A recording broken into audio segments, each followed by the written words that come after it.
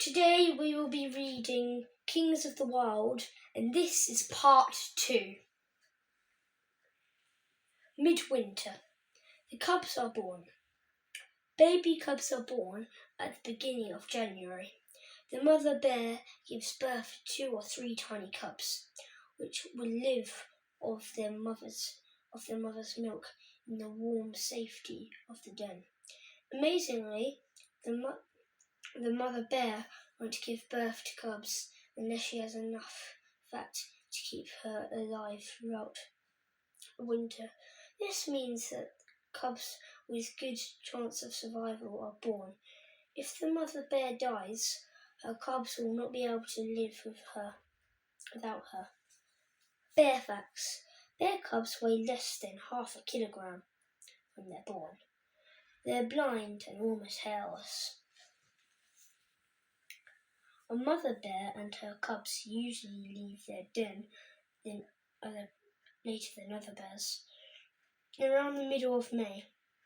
This is because earlier in spring there isn't much food and there are many hungry animals about, including other bears and wolves.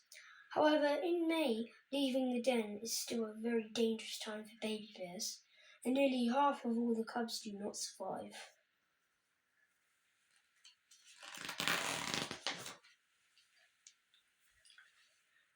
The cubs get bigger very quickly. They may already weigh over 5 kilograms when they come out of their den, but they stay very close to their mother.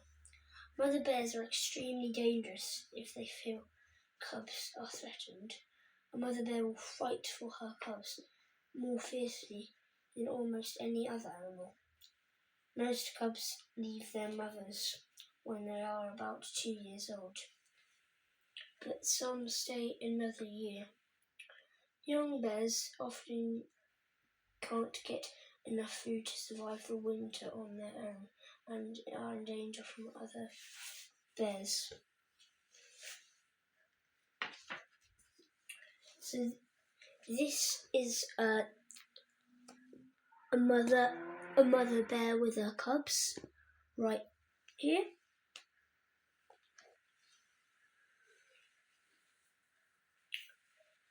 By the time they're 7 or 8 years old, female bears are fully grown and may have cubs of their own. Bear facts. A female bear will only have cubs every 2 to 3 years because she needs to give them all her care. Over her lifetime, she'll be unlikely to raise more than 10 cubs safely to independence.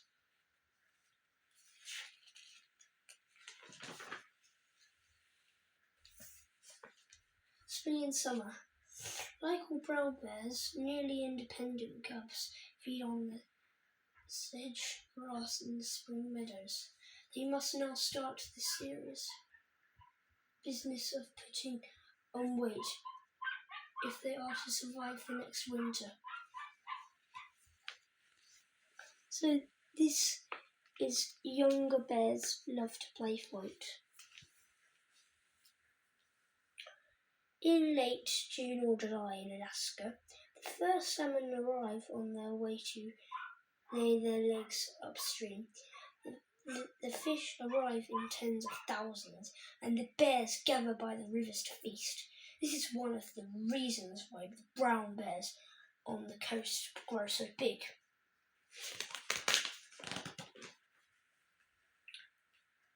Feeding on the salmon. Bears find their own spaces to fish and feed, but the strongest bears usually claim the best spots. They catch the fish in different ways. Some drive the salmon into the shallow water where they can hook them out with their own claws. Some swim in the river and catch them in their open mouths. An experienced bear can catch up to 20 salmon in an hour.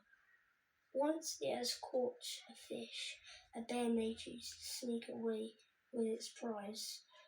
Bears like to eat the salmon's skin, head and eggs most of all, because these provide the most fat.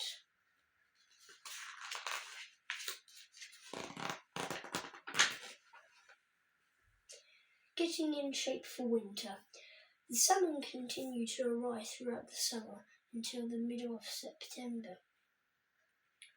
By then, the berries and nuts are ripe. At this point, the bigger bears can be eating as much as 40 kilograms of food a day and putting on 2 to 3 kilograms in weight every 24 hours. It doesn't matter to the bears that they can no longer move as quickly as they did in spring. They don't fear any animals except other bears. Bear facts. Bears put on fat around their hips and thighs. When they're ready to hibernate, they're so fat they almost seem to waddle.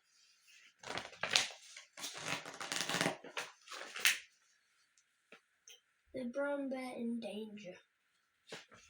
People have always respected and admired bears, and bears feature in the earliest North America caves paintings.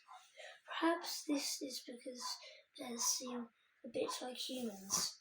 They can stand up on 2 feet and use their big forepaws like hands.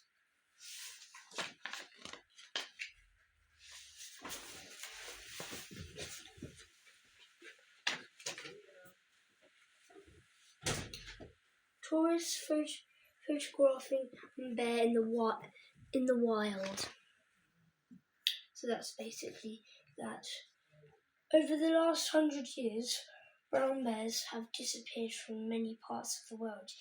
This is because although brown bears are big and strong, their way of life is very fragile and easily destroyed.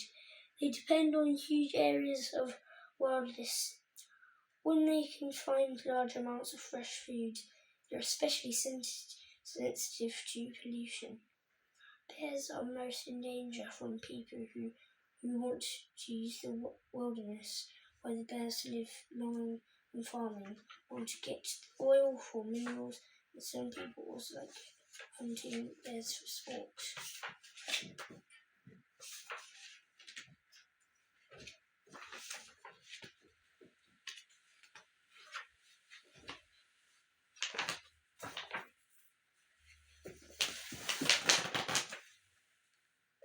When people move into an area, bears are tempted to attack livestock or scavenge food from rubbish and even people's homes. This way, humans and bears become enemies. But in North America, people are trying to work on these problems and to make sure that the brown bear is left alone in some places. It's against the law to hunt them, and the number of roads built through the land is strictly controlled.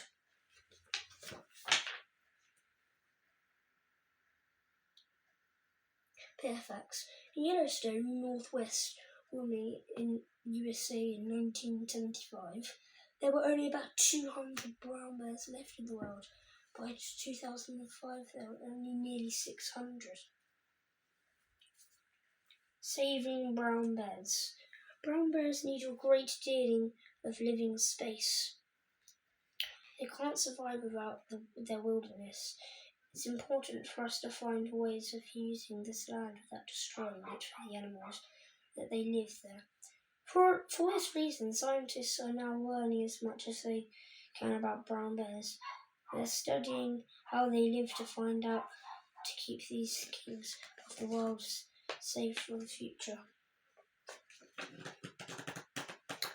And that's the end of the video. I hope you enjoyed part 2. Bye bye.